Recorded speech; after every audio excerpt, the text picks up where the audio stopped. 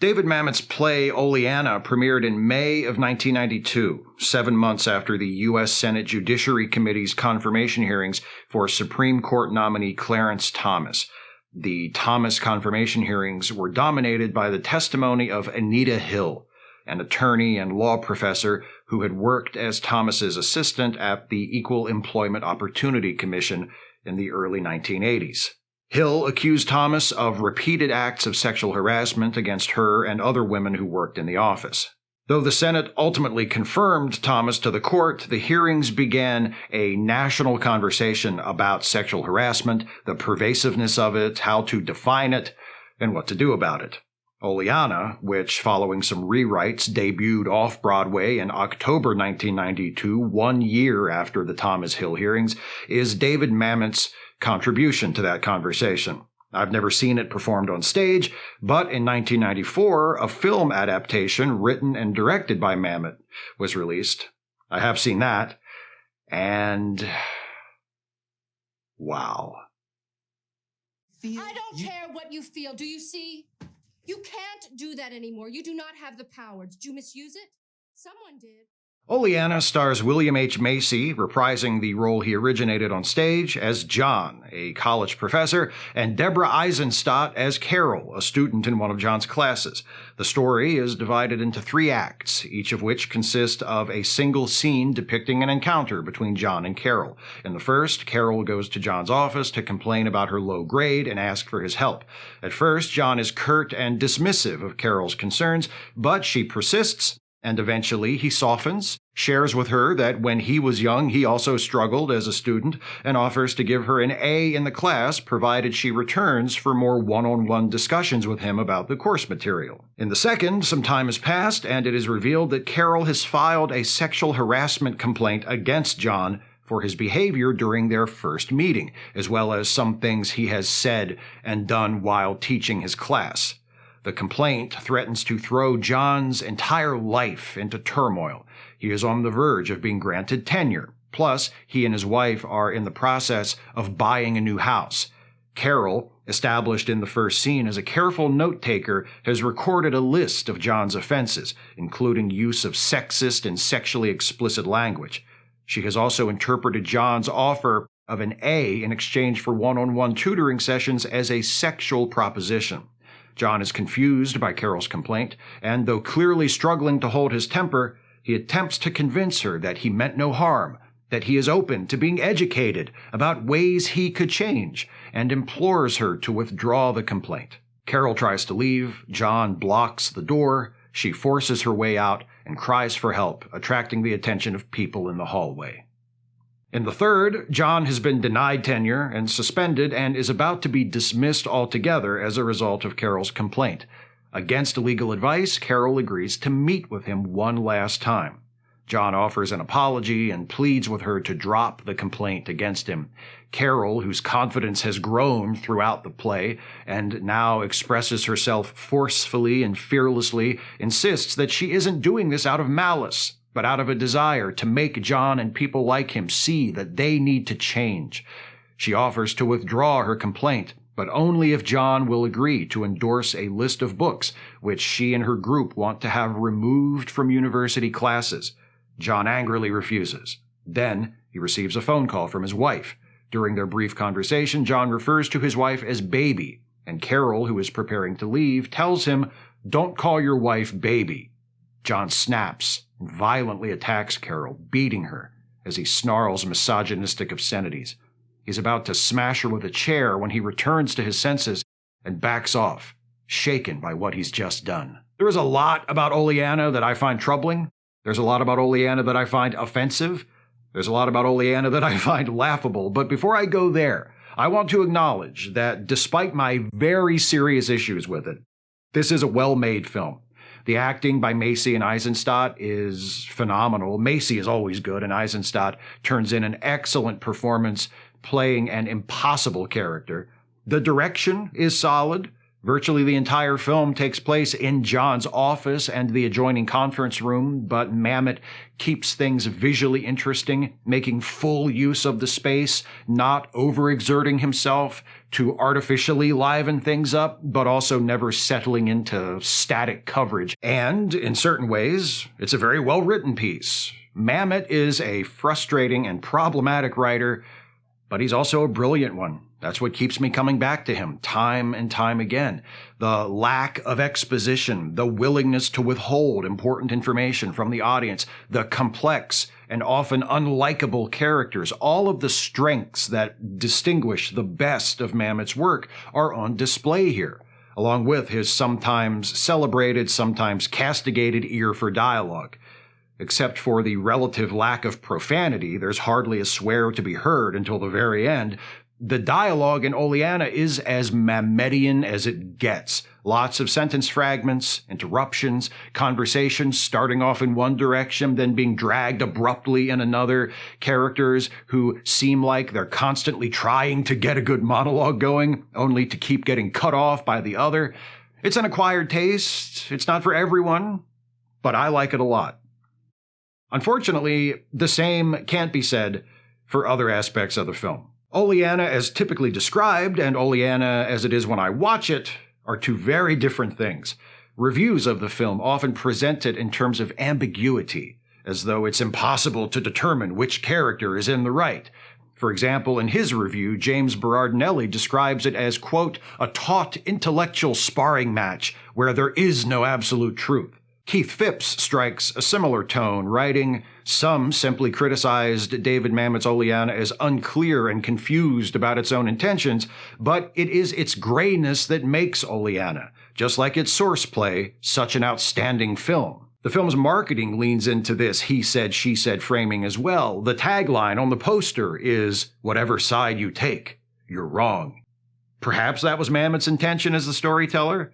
I suspect it wasn't, but I'll get into that a little later. Perhaps the stage productions presented this story with more ambiguity, but judging the film on its own content, I do not find much ambiguity here. The idea held by those who do view the film this way seems to be that the rightness or wrongness of the actions of John in the first act and Carol in the second act will differ depending on the individual viewer's perspective.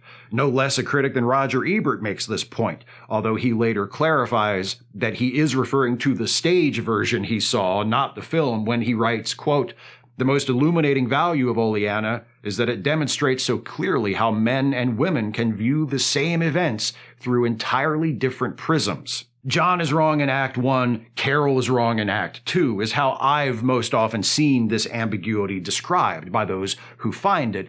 But when I watch the film, I don't see it that way at all.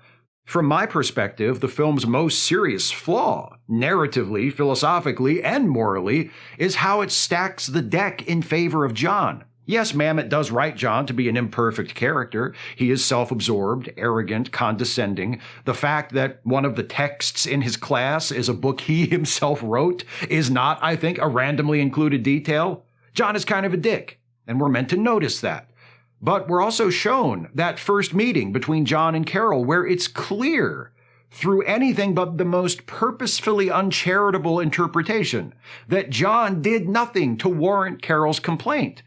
Yes, John initially treats Carol like a pest. Yes, John is clearly preoccupied by the constant phone calls regarding his new home purchase. Yes, John's point of view is that of an upper middle class white male conservative intellectual. Yes, John does demonstrate to Carol that there are situations where he himself considers unintentional attacks to be attacks nonetheless. Throughout the play, but especially during Act 1, John is constantly interrupted by phone calls. For most of Act 1, he believes the purpose of these calls is to get him to attend a meeting related to the new house he's in the process of buying. But then, at the end of Act 1, after repeatedly delaying the meeting in order to stick around and talk to Carol, John learns the truth.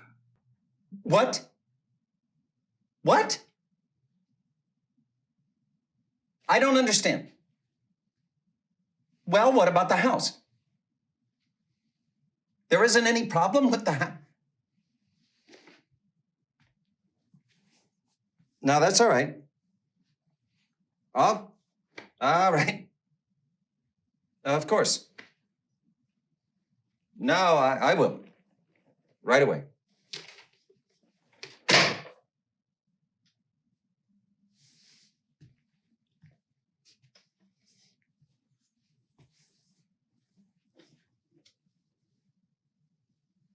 What is it? It's a surprise party. It is? Yes. A party for you. Yes. Is it your birthday?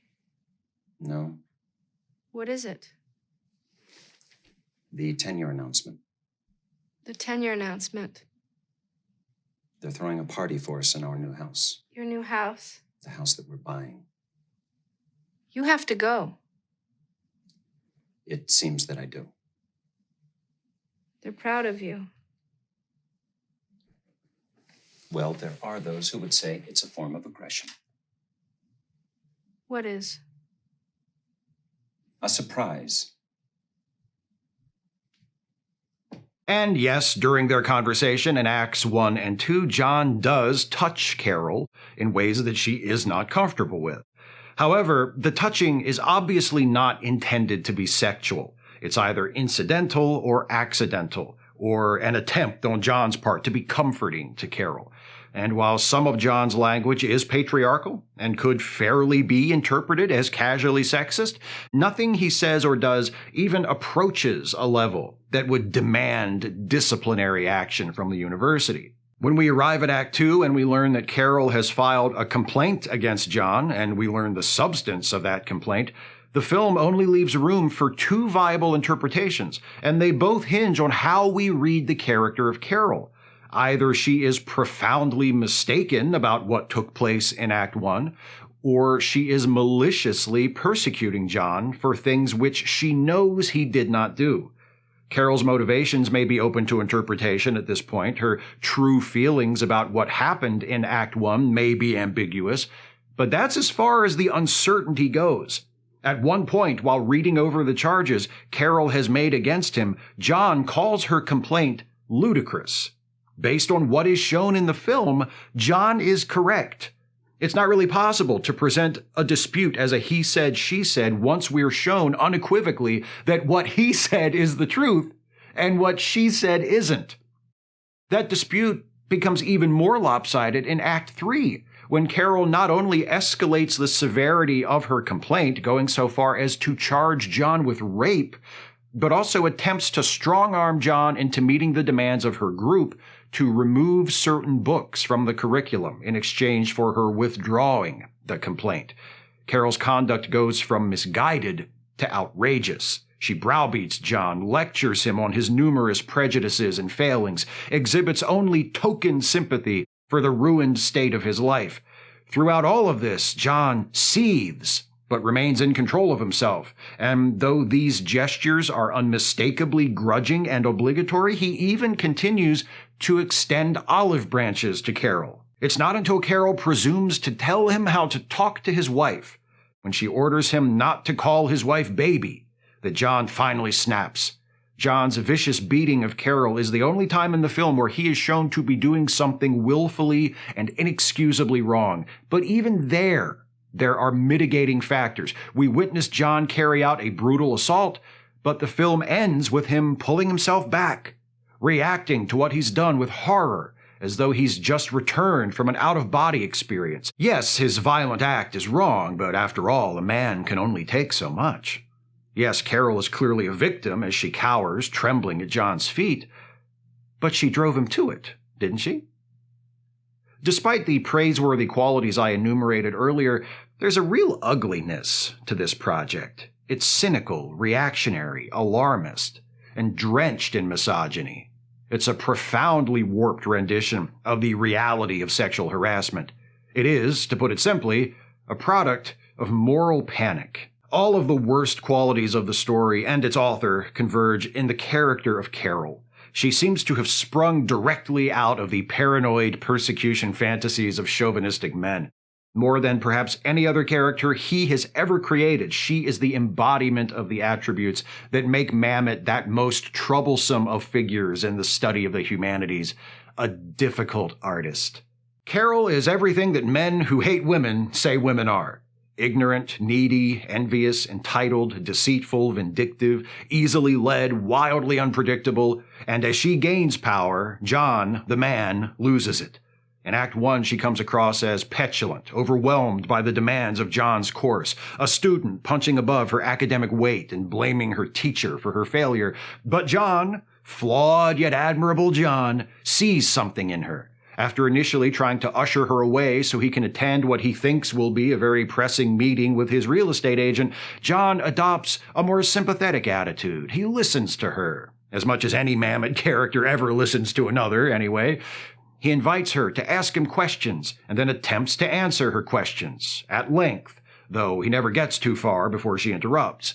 He encourages her. He tells her, despite her insistence to the contrary, that she is not stupid, that if she has been unable to grasp the content of the course so far, that is because he has failed as a teacher. She is pitiful, and he takes pity on her.